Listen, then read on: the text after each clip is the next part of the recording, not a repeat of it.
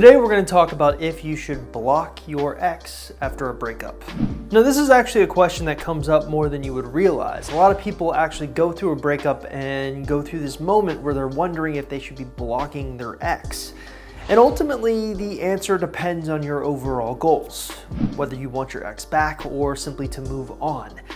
Depending on which sort of goal you have, the advice will change. So the advice if you want to move on from your ex is pretty easy. Blocking them will actually help expedite that process, but determining whether you should move on from your ex or try to get your ex back is a little bit more difficult.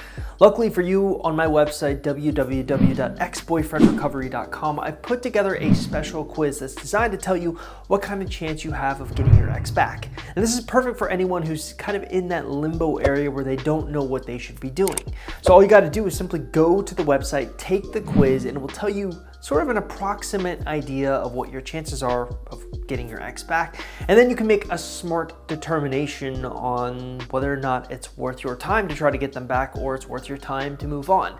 So if you want to take that simple 2-minute free quiz, all you have to do is simply look in the description link below this YouTube video and click on it. It's literally that simple. So let's operate under the assumption that you actually do want to try to get your ex back. Should you be blocking your ex? Well, no, I actually think that you should be doing something else.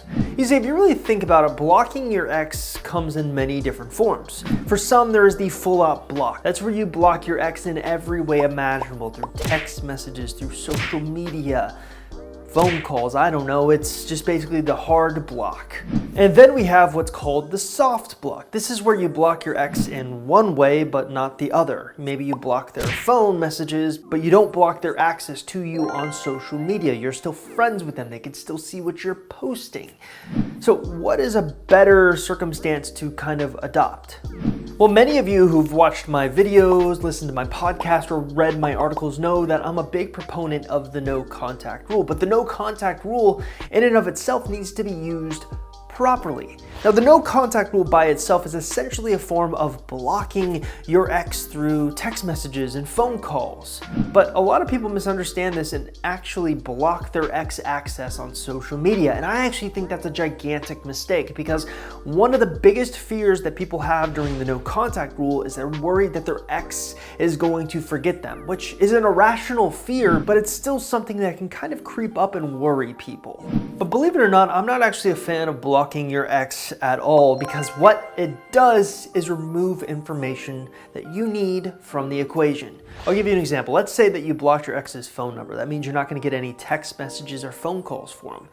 You decide you're going to do a 30-day no contact rule. So throughout that 30 days, you will have no information whatsoever on if he reached out or he texted you. Now, while those two areas aren't necessarily going to deem a success with regards to the no contact rule, they can help you understand and give a window into his state of mind. Now, the difficult part here lies in your ability to be disciplined. A lot of times people break the no contact rule because they see their ex reaching out to them and saying something like, "I miss you." It's hard to stop yourself from saying, "I miss you" back. But what I would say to you is that the only way you should block your ex through a phone call or something with regards to that area is if you know that you are extremely undisciplined and you will break the no contact rule. Now, here's the one caveat. I don't believe you should ever block your ex on social media. So one thing I've already established is that I'm a big believer in the no contact rule. For the past decade, I've seen it work wonders. But the no contact rule alone isn't going to do all the work that you need it to be doing to get your ex back. You need to be doing things during the no contact rule that can indirectly show your ex what he's missing. And if you block him completely from all of your social media accounts, well, guess what? He's got no way of seeing those amazing changes that you're making that kind of make him want you back. Now, often when I explain this concept to my clients, they kind of scoff. I mean, how often will an ex, quote unquote, Facebook stalk you? Well, as it turns out, I did some research and have some statistics so I can show you just how often sort of cyber stalking is after a breakup. Statistics show that close to 90% of exes will Facebook stalk after a breakup.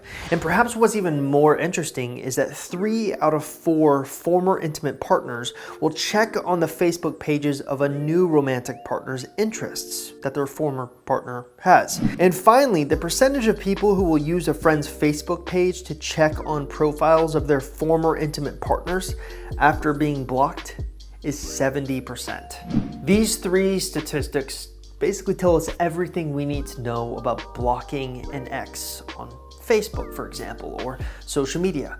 Number 1, we know that 90% of exes will pay attention to your Facebook profiles after a breakup. We also know that if you go on a date with someone new and you post about that date on social media, and there are certain ways that I recommend that my clients do this, so don't just sort of make out with a guy and post it up on Facebook. That's not really a great way to go. But we do know that if you make some type of jealousy post on Facebook, 3 out of 4 former partners that you have had will go look at that new person's Facebook profile because they're jealous. And perhaps the most damning evidence of all is the fact that even if you've blocked your ex will go to a friend that they trust and use that friend's account to spy on yours. So what does this teach us? Well, firstly, social media is a great tool to give your ex a window into your life. And perhaps the best part about it is you get to control the information that your ex is seeing. The other really interesting thing that a lot of people sort of don't really take into account is you need to stay friends with your ex's friends, because it's very likely that he could be using one of their accounts to spy on you. In fact, this is a really important thing for you to do if you've actually already taken steps to block your ex. So a lot of people come to me and say, okay, well, this sounds really interesting. I actually want to use social media to my advantage during a no contact rule to get my ex back. But there's just one problem, Chris. I've already blocked my ex on the phone and on social media. What do I do? Well, what you do in those particular cases is just understand that even if you've blocked your ex can still use your mutual friends to spy on your Facebook account. So it's important that you don't remove those mutual friends from your friends list on something like Facebook, for example. The other interesting thing that I want to talk about, because it's a huge mistake, is if you've blocked your ex on Facebook or you've unfriended your ex, should you friend them back? No. You should not. You should just continue forward with whatever process you are using to try to get them back. Hopefully you're using the ex-boyfriend recovery process and not someone else's, but if you are using someone else's, it's better to have one strategy as opposed to 5 strategies. Hey, thank you so much for making it to the end of this video. If you haven't already, make sure you stop everything you're doing and take that X Recovery Chances quiz I was talking about at the beginning of the video. Taking the quiz is simply a matter of just looking in the description link below this YouTube video and clicking on it. It's that simple.